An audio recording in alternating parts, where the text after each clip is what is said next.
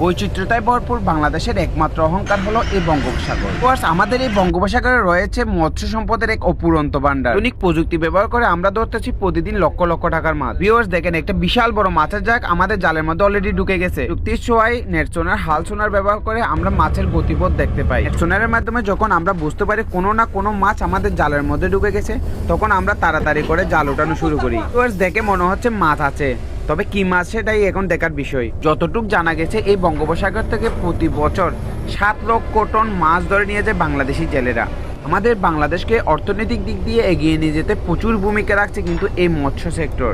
Viewers, আমি যে গ্রাউন্ডে ফিশিং করতেছি তার আশেপাশে দেখুন আরো 10-15টা জাহাজ কিন্তু ফিশিং করতেছে। আমাদের জাহাজের মতো বাংলাদেশে আরো 240টির মতো মৎস্য জাহাজ রয়েছে।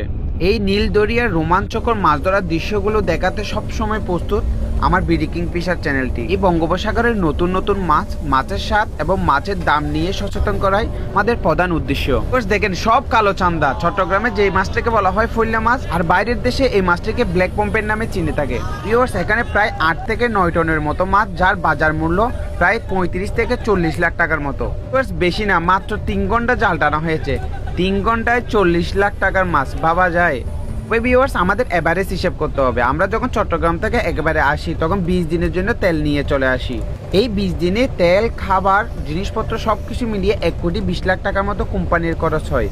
দুঃখের বিষয় হলো আমরা প্রতিদিন এরকম ভলিউমে মাছ ধরতে পারি না। আমাদের এই জাহাজগুলোর প্রতিদিন নেট খরচ হয় 7.5 লাখ টাকার মতো। তার কারণে এরকম কোয়ালিটি এবং কোয়ান্টিটি পরিমাণ মাছ ধরতে না পারলে আমাদের প্রতিদিনের খরচ ওঠানো কষ্ট হয়ে যায়। প্রতিটি সেক্টরে লাভ লোকসান আছে, তবে এই সেক্টরের লোকসান হওয়ার সম্ভাবনা খুবই কম। যদি কোনো ভিউয়ার্স আরো বিস্তারিতভাবে জানতে চান তবে নিচে কমেন্ট করুন। ধন্যবাদ।